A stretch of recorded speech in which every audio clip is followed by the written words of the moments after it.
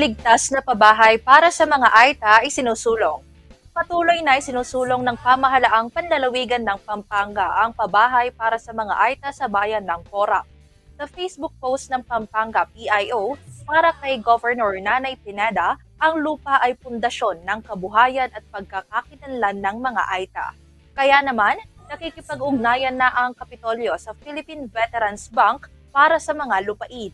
Ayon kay Jocelyn Ruth, acquired assets head ng bangko, tinitiyak nila ang maayos na proseso ng pagtitulo ng lupa.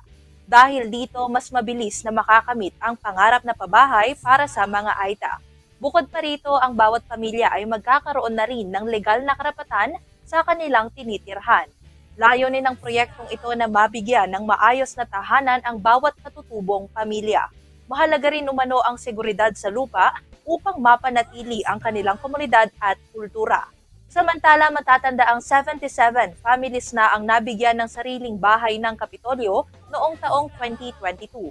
Sila ang mga katutubong na apektuhan ng malakas na lindol na yumanig sa lalawigan noong 2019.